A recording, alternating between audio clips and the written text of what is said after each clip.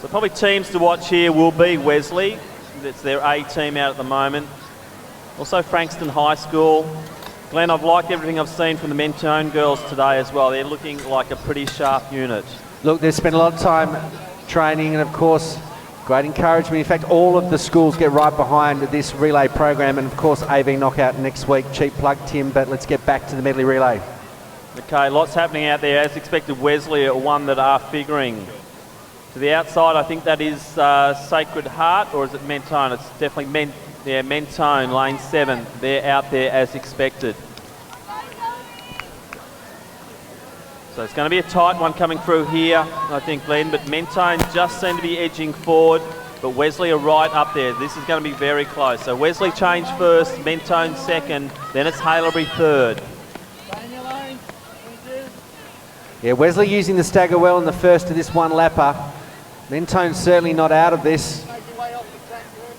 But the important thing is to attack the first 100 when you get across to the cutover and move your way into lane 1 as quickly as possible. So good start from Wesley. Sacred Heart Geelong moving beautifully too down that back straight, so they're making inroads. Remember, this is time final, so once you've got the go, you go for it, because there's no holding back, no running for places. This is running for time. Wesley are doing just that. Sacred Heart Geelong looking strong. Mentone girls just starting to go back a little bit. This is a good run from the athlete from Sacred Heart Geelong. Went out hard in the first 250. See, she's pulled out into lane 2. She's having a good crack at Wesley, but it's all about making sure they give their outgoing runner the best lead possible. So that was great instinctive running, wasn't it, Glenn, as she went? So Sullivan's now got it for Wesley. Sacred Heart, Mentone, Frankston, Haileybury in that order.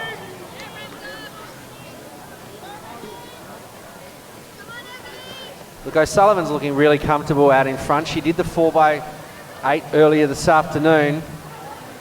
She's had a good XCR season. She's done a number of events during the year, and she's obviously from a very experienced and talented family, but she's looking really strong after the first 200 in this medley relay. I think it's going to be a lot of interest here in second and third. I can't see anyone running down O'Sullivan, but let's see what happens between Sacred Heart and Mentone here.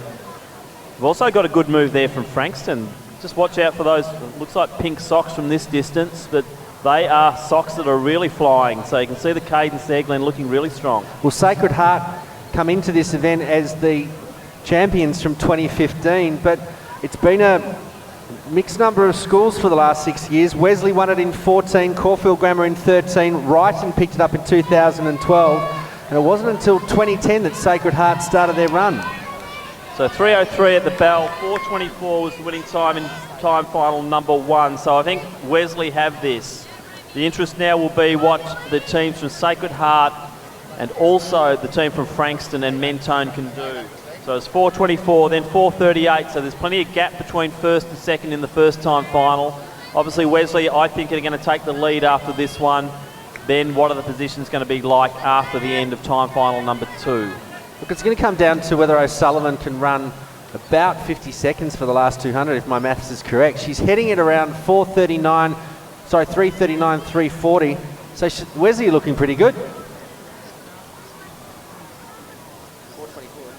Yeah, so Wesley, as Glenn said, definitely looking good here. Sophie O'Sullivan looking strong. Not a lot of change back in the next positions, but I'm expecting Frankston to mount one last challenge over that last 100 metres over Sacred Heart Geelong.